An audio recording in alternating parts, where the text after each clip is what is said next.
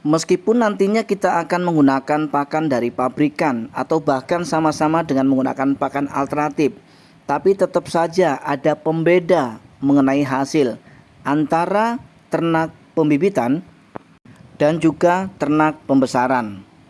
Nah, kira-kira yang mana yang harus kita pilih jika kita harus memilih di antara dua, yaitu ternak pembesarankah atau justru ternak pembibitankah? Mana yang lebih menguntungkan? Kita akan kupas di sini setelah yang mau lewat ini dulu, teman-teman.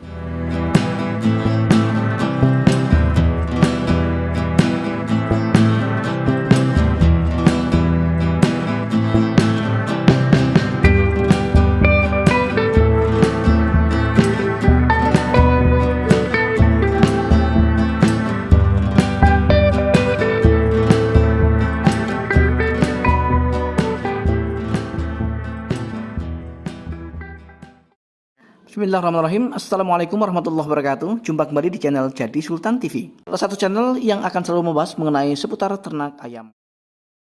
Teman-teman dan sahabat semua, ternyata sampai kepada hari ini masih banyak juga teman-teman dan sahabat kita yang bingung untuk memilih sistem yang akan mereka ambil.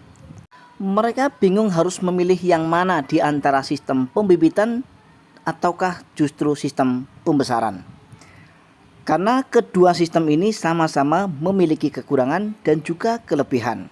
Nah, jadi pada kesempatan yang baik ini teman-teman, kami akan mencoba untuk sedikit berbagi pengalaman tentunya sesuai dengan apa yang sudah kami terapkan di peternakan kami.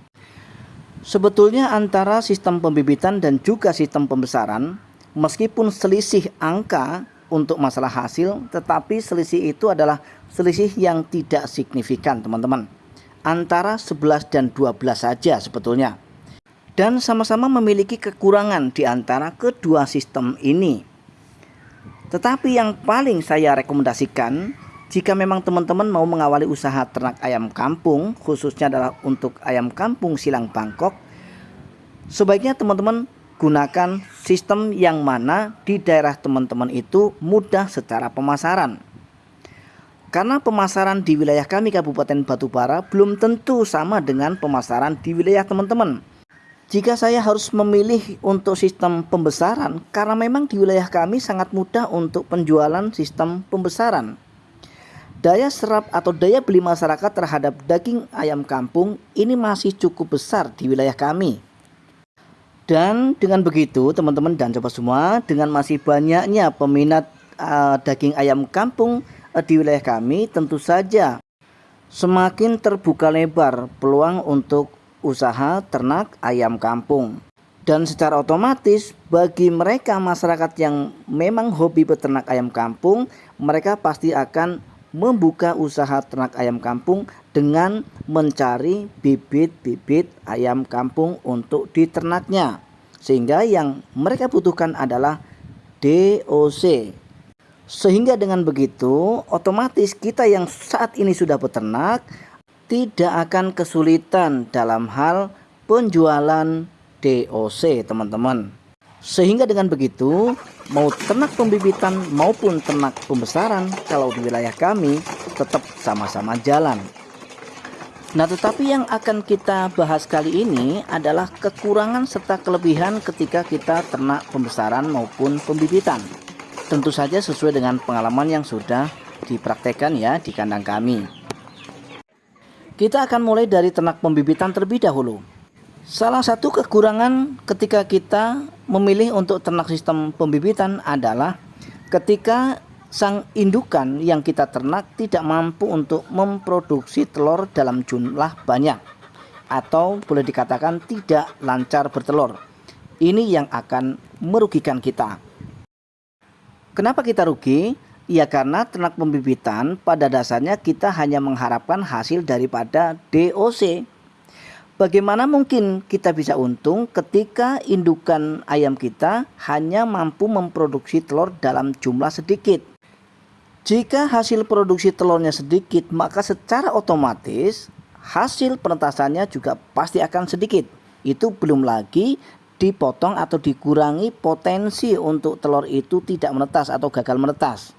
Jadi itu salah satu kekurangannya teman-teman. Jadi kalau masalah kelebihan, ternak pembibitan itu sebetulnya jauh lebih hemat di pakan. Kenapa?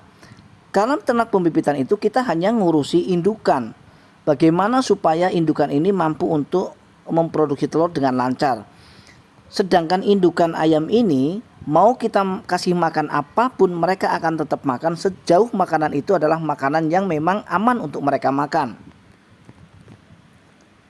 Asalkan indukan selalu dalam kondisi kenyang, dalam kondisi tidak kekurangan pakan, maka tentu saja indukan ini pasti akan lancar memproduksi telur. Berbeda halnya dengan ketika kita ternak pembesaran.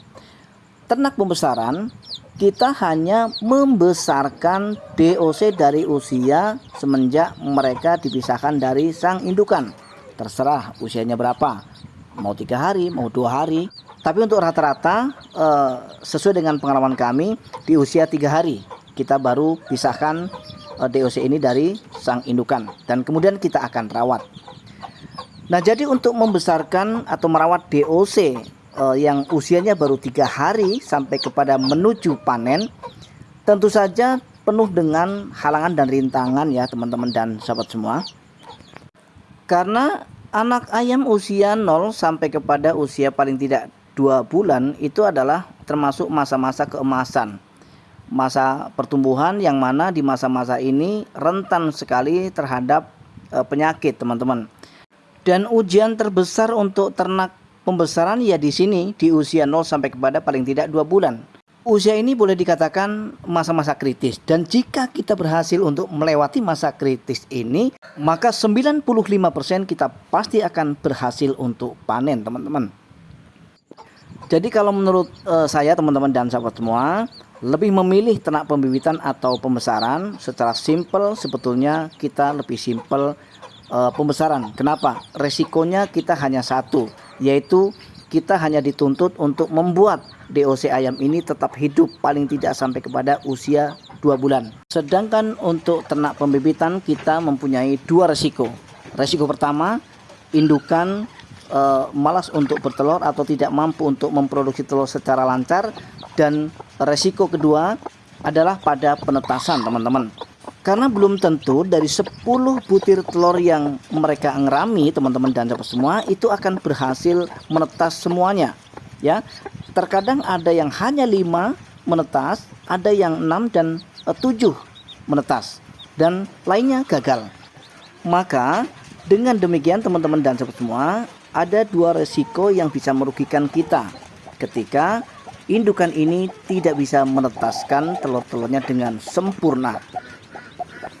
Itu menurut pendapat kami. Belum tentu pendapat saya itu sama dengan pendapat teman-teman dan sahabat semua di sana ya.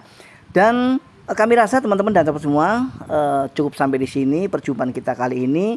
Mudah-mudahan pembahasan ini adalah pembahasan yang tentu saja bermanfaat untuk kita semua, untuk bisa meningkatkan kualitas daripada peternakan kita, yang mudah-mudahan nanti dengan meningkatnya kualitas peternakan kita, tentu saja kita berharap ya untuk masalah hasil kita lebih maksimal dan lebih memuaskan.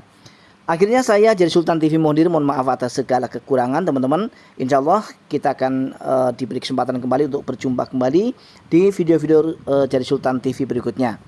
Assalamualaikum warahmatullahi wabarakatuh. Salam ternak, salam satu hobi, dan salam sukses untuk kita semua.